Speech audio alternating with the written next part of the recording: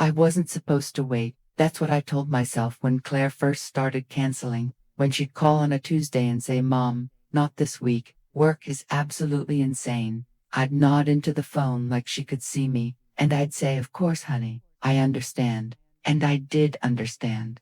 I'd raised a daughter in an era when we told our children they could have it all, be it all, and I'd meant it. I'd been proud of Claire's ambitions, proud of her climb into management at a marketing firm in Chicago, proud of the apartment with the skyline view. I just didn't expect that pride in her life would come with the price of mine. The text came on a Tuesday morning in March. I remember the date because I'd marked it on my kitchen calendar 3 months earlier, circled it in blue ink. That was the week Claire and I were going to spend 4 days together. She was going to bring her son Michael and her daughter Maya. They were going to stay in my house in Cleveland, the house I'd been preparing since January. I'd painted the guest room. I'd stocked the pantry with Michael's favorite cereal, the kind he couldn't find in Chicago anymore. I'd bought new sheets, the good ones I usually saved for company that never came. The text said, "Mom, so sorry, client emergency, can't make it this week. Can we reschedule? Miss you." I stared at that message for a long time. Can we reschedule? As if we were making a dentist appointment. As if the weeks I'd spent preparing were just logistics to be rearranged. I looked around my kitchen, the ceramic bowl of fresh fruit I'd arranged that morning, the grocery bags I'd unpacked the night before. Something in my chest collapsed. That was 3 years ago. I'm 74 years old, and I've spent the last 3 years becoming an expert in the particular loneliness of being deferred. Not abandoned, not exactly. Claire didn't disappear. She called, she texted, she sent photos of the kids. She remembered my birthday, but she could never come. It was always not this week, always next month, maybe, always some emergency at work, some school event for the kids, some conference she had to attend, some reason that my life, my kitchen, my calendar full of hopes, had to be reorganized around her inability to reorganize hers. I kept thinking it would change. Every time she canceled, I thought, this is the last time. Next time she'll make it work. Next time I'll matter more than whatever is happening in Chicago. I stopped counting after the 7th cancellation. My name is Margaret, but everyone who's ever cared about me calls me Maggie. I taught elementary school for 40 years in Cleveland. Reading, mostly, but I taught everything. I was the kind of teacher who stayed late to help kids sound out difficult words, who remembered which ones were hungry at lunch, who made sure every single child in my classroom knew they were seen. I was good at it. I won an award in 1998, a plaque that's still on my mantle. My principal said I had an extraordinary capacity for presents. I never forgot a child's birthday. I knew which ones came from homes that were fractured, which ones needed an extra 5 minutes of attention, which ones just needed someone to believe in them. Claire grew up with that.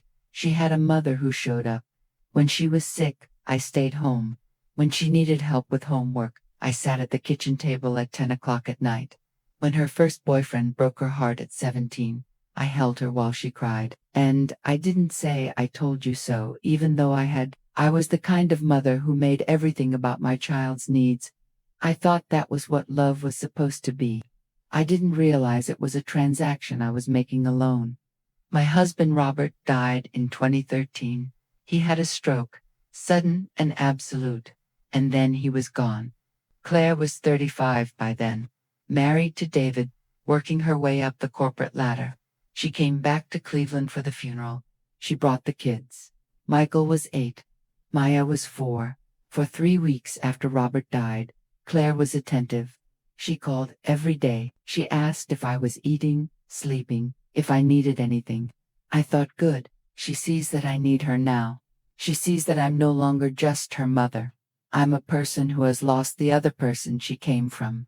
Then she went back to Chicago. And slowly, the calls became less frequent. The visits that were supposed to happen in spring got postponed to summer. The summer visits didn't happen because the kids had camp. The fall was too busy with school starting. By winter, I was the one calling her. I told myself I was being generous. I told myself I was honoring her life, her ambitions, the fact that she had created something I'd raised her to want. I didn't admit that I was slowly reorganizing my entire existence around the hope of her presence. I retired in 2015. People asked me what I was going to do with myself, and I had an answer ready: travel, volunteer, spend time with my grandchildren. But the truth, the thing I didn't say out loud, was that I was planning to be available. I was planning to be the grandmother who could come to Chicago whenever Claire needed me, who could take the kids for a week in the summer, who could be the safety net under her ambitious life. I thought, now that I'm retired, I can finally give her what she needs. Now that my schedule is open, she'll fill it. She didn't, but I kept the schedule open anyway. I made it my business to know Michael's soccer schedule and Maya's dance recitals. Events I rarely attended but tracked meticulously on a calendar in my kitchen. I'd lie awake at night thinking about whether Michael had made the travel team, whether Maya had landed the lead in the school musical. I'd wait for Claire to call and tell me. When she didn't, I'd scroll through her Facebook page, looking for evidence of her life, looking for proof that my grandchildren were real and developing without my presence. I started having coffee with my neighbor Ruth in the mornings. Ruth had never married, never had children. She worked as a paralegal for 30 years and retired the same year I did. We became friends by proximity and circumstance. Two older women alone, in a neighborhood of families and working people. Ruth knew about Claire. I'd tell her stories about the kids, about the visits that were coming. Ruth would listen and nod, and I could see something in her face that looked like pity. The worst part about being deferred is that you can't actually be angry about it. If Claire had told me she didn't want to see me, I could have grieved that directly. I could have felt the clean pain of rejection. But this wasn't rejection. This was the slow erosion of expectation.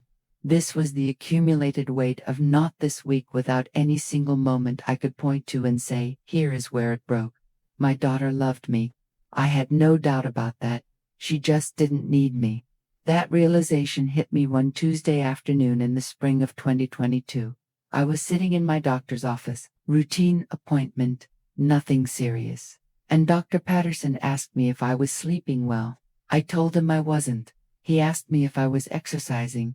I said not enough. He asked me if I had a support system. I sat there, a woman with a daughter and 2 grandchildren, and I couldn't answer that question. Support system. As if I were a building that needed structural integrity. He prescribed me something for anxiety. I filled it, but never took it. I didn't want to be fixed. I wanted to be wanted. That same spring, I was on FaceTime with Claire and Michael. Michael was showing me his science project, something about the water cycle, and I was trying to ask him intelligent questions about evaporation. Behind Michael, I could see Claire in the background of her apartment, pacing. On another call, I could see her face, and she looked frustrated. After I hung up with Michael, I sat in that FaceTime call with Claire for a few more minutes while she finished her work call. She wasn't looking at me, she was looking past the camera, looking at whatever crisis was happening in her professional life. When she finally hung up, she said, "Sorry, Mom, that was a nightmare. But Michael had fun, right? He's really into science this year." And something in me recognized that she was trying. She was trying to give me access to her children even though she couldn't give me access to herself. But it wasn't enough. I wanted more. I wanted the whole package. I wanted to be the person she called when she needed something. Not just the person she could put the kids on the phone with while she managed crises. I wanted to be essential to her, the way she had always been essential to me. The wanting became a problem. I'll be honest about this because if I'm going to tell you my story, I have to tell you the parts I'm ashamed of. I started fishing for information. I'd asked Claire questions that required longer answers. How's work really going? How's David? Are you happy? I'd tried to create space for her to confess something to me. Some struggle I could help her with. Some reason to need her mother. She never did. She was doing fine. Work was good. David was good. The kids were good. Everything was fine. Managed. Handled. She had it all organized, and I didn't fit into the organizational system anymore. I think I knew this on some level, but I didn't want to know it fully. So I kept waiting. I kept the guest room ready. I kept buying groceries I thought Michael and Maya would like. I kept my Tuesdays and Thursdays open in case Claire could surprise me with a visit. I kept my body available, my time available, my hope available. And then, in the spring of 2023, something broke. I was on a video call with Claire. She didn't know I could see the rest of her apartment. She thought I was just in the kitchen. But the angle of my iPad meant I could see her bedroom in the background. She was talking to me about Maya's dance recital when I heard another voice. A woman's voice. Claire said, "Oh, hold on a second."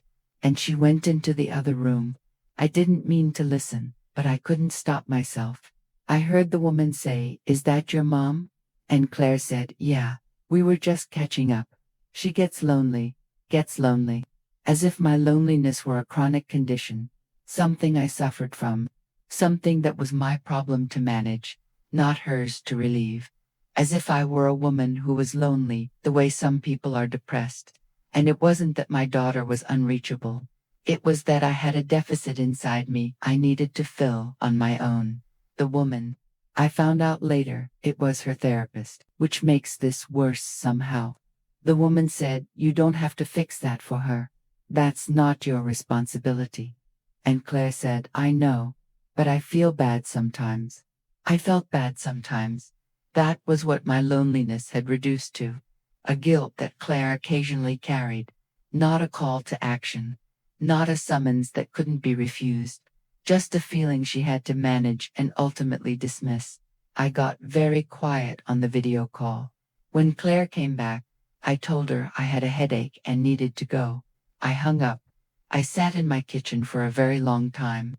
I think this is where the story could go one of two ways. I could tell you that I called Claire and had a confrontation, that I finally told her how hurt I was, how angry, how much I'd sacrificed to be the kind of mother who showed up, and how that showing up had made me believe that showing up was how you proved you loved someone, and that I'd been wrong about that. I could tell you that I got sick from the stress of it, that I developed chest pains, and my doctor was concerned, and I realized I was literally dying from waiting for my daughter to love me in the way I needed to be loved. I could tell you that something catastrophic happened, that Claire got sick, or one of the kids, or that some emergency finally brought her rushing back to Cleveland, and we had some reckoning in a hospital room. But that's not what happened. What happened was smaller, quieter, more honest, I think. I received a card in the mail. My granddaughter Maya, who was 9 at the time, had drawn me a picture. It was the two of us, I think, two figures in an abstract way that children draw. We were holding hands. There were 2 hearts floating above us, and she'd written in wobbly 9-year-old letters, "I love you, Grandma. When can we bake cookies?" That card made me cry, not because it was sweet, though it was, but because I realized I had been waiting for Claire to give me permission to love her in a smaller way. I had been waiting for the big reconciliation, the grand reopening of relationship, the moment when I would finally be essential to my daughter again. And while I was waiting for that, I was missing the actual love happening in layers beneath it. Maya didn't cancel on me. Maya didn't have a busy schedule that I didn't fit into. Maya had no reason to postpone me or reorganize around me. Maya just loved me, and I had been so focused on not being enough for Claire that I had unnoticed that I was exactly enough for Maya. I put that card on my refrigerator. I looked at it every morning for a week, and I made a decision. I stopped calling Claire on Sundays. This was a choice I made consciously. I told myself I was going to stop organizing my life around her schedule. I told myself I was going to give her what she said she wanted. Space, autonomy, freedom from the expectation that she would show up for me. I called her on a Tuesday morning. She sounded surprised to hear from me on a day that wasn't Sunday. I said, "I've been thinking about our relationship, and I think I've been making it harder than it needs to be. You have a full life. You have a family, a career, a lot of demands on your time. And I've been expecting you to organize around me in a way that I don't think is fair to you. I could hear her breathing on the other end of the line. I said, I'd like to change something. I'm not going to call you every Sunday anymore. I'm going to let you call me when you can. And when you can't, that's okay. I need you to know that's okay. There was a pause. Then she said, Mom, are you sure? I feel bad. I know I haven't been. I said, don't feel bad. I don't want you to feel bad. I just want you to be honest about what you can do and not do, and I want to be honest about what I need. And maybe we can't both have what we need. And maybe that's just how it is. But I'd rather know that than keep waiting for something that's not going to happen. She cried a little bit. She said she loved me. And I believed her. I still believe her. But I also believed the truth of what she'd told her therapist. She couldn't fix my loneliness. That wasn't her responsibility. And for decades, I had made it her responsibility without even asking. After I hung up the phone, I did something I hadn't done in years. I made plans that weren't contingent on Claire. I joined a book club at the Cleveland Public Library. It meets on Thursday afternoons. There are 8 of us, all women, all over 60. We read literary fiction, and we argue about what we think the author meant. And we never have to worry about canceling because we all old enough to know that time is the only thing we truly do on TAV. I started volunteering at the library 3 afternoons a week. I tutor adults who want to improve their reading and writing. I work with a woman named Patricia who is 58 and never finished high school and is determined to get her GED. I work with a man named James, who is 62 and had a stroke 5 years ago and is relearning the alphabet like he is 5 years old. I work with teenagers who are behind grade level and need someone patient and present, and I'm present. I'm so present because I'm not waiting for the email from Claire to tell me when she'll be here. I'm just here. I take a watercolor class on Tuesday afternoons at the recreation center. I'm not good at it. I don't have an artist's eye. But I like the smell of the paint and the way the water moves across the paper. I like sitting next to other people who are not good at watercolors either and creating these terrible paintings that make us laugh. I have dinner with Ruth on Sunday nights now. Instead of waiting for the phone to ring from Claire, Ruth and I have started going to movies. We started taking long walks around the neighborhood and talking about our lives like we have time to really know each other. Ruth never had children. But she's lived a full life. Lovers, friendships, meaningful work, travels. All of it organized around what she wanted, not what she thought she was supposed to want. She told me once, you've spent so long being essential to other people that you forgot you could be essential to yourself. I think about that sometimes. I think about it when I'm alone. I think about it when Ruth says something kind. I think about it when I am in the middle of a book club discussion and I feel my voice get stronger. Last month, Claire called on a Tuesday. Michael had made the travel team. She wanted to tell me. She wanted me to hear it from her. Not from Facebook. We talked for 15 minutes about Michael's reaction, about the practice schedule, about how expensive everything was going to be. It felt like a real conversation. And when we hung up, I didn't spend the next week waiting for the next call. I just felt glad that she'd called. I felt glad for Michael. And I went to my book club and I didn't mention it. I just lived my life. Waiting is a sickness in older women. I've seen it in so many of the people I volunteer with. The grandmother who sits by the phone because her son said he'd call. The mother who keeps her calendar empty because her daughter might visit. The wife who never left the house because her husband might come home early. We've been trained our whole lives to hold space for other people's schedules. And when we get old, we're just still holding that space, even when it's empty. I don't know how to fix this. I don't know how to tell a daughter to call her mother, or a son to visit his aging parent. I don't know how to make people understand that the people who raised them are not just archives of their childhoods, places they can access when they have the time. But I know this, I am no longer waiting. I am 74 years old and I have, God willing, maybe 10 or 15 years left, maybe less. I am not going to spend those years as a postponement. I am not going to spend them as the person I'm fitting around Claire's life. I am going to spend them with people who show up. Maya called me last week. Claire put her on the phone. Maya asked when we could bake cookies again. I said, how about next month? I am going to come to Chicago, and we going to bake cookies and brownies, and maybe we'll try something more ambitious, like a cake. And Maya said, really? When I said, let's figure out a date that works for you. And I meant it. Not a date that works for Claire's schedule, but a date that works for Maya. A date that I'm driving to because I can drive. A date that I'm not waiting for permission to make happen. Claire, I think, was listening. I could hear something change in the background of the call. But I'm not waiting to hear what that change means. I'm just going to bake cookies with my granddaughter. And I'm going to be present for that moment. And I'm going to let everything else settle where it settles. I wasn't supposed to wait, but I did.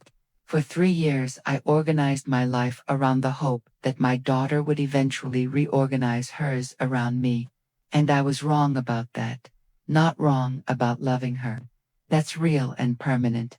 But wrong about what loving her required of me. I thought it required invisible suffering. I thought it required space held open forever. I thought it required me to make myself small and available and portable. It didn't. What it required was that I finally become essential to myself. That's what I know now. Sitting in my kitchen in Cleveland on a Tuesday morning, looking at the calendar that used to be full of hope, and is now full of watercolor classes and library shifts and book club meetings and dinner with Ruth. It's not empty anymore. It's just full of different things.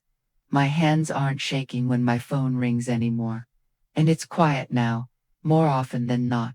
But I'm not lonely. That's the part I needed to understand. Loneliness isn't about being alone. Loneliness is about being postponed by people you love. Loneliness is about being the thing people fit around instead of the thing they build toward. Loneliness is about waiting, and I'm not waiting anymore. I'm 74. I've lived most of my life, and what remains, whatever it is, belongs to me. My time, my heart, my presence. These are mine to give or keep. I will give them to people who reach back. I will keep them for myself. I will not apologize for either choice. This is what freedom looks like in old age. Not the absence of love, but the presence of choice. The ability to say no, the courage to say yes to things that matter, the wisdom to know the difference. Claire texts me sometimes now, just a photo of the kids or a funny observation about her day, and I text back when I feel like it, and I don't text back when I don't, and neither of us is waiting. Neither of us is organizing our entire life around the other person, and it's simpler now, cleaner, more honest. Is it the relationship I wanted? No. Is it the relationship we actually have?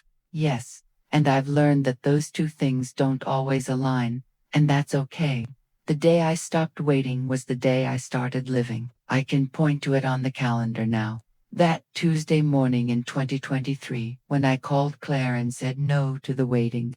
That was the beginning of everything. That was the moment I became essential to myself. And once you know what that feels like, you never go back. You can't go back, because you've tasted what it means to organize your life around your own needs. And it's not selfish. It's not cruel.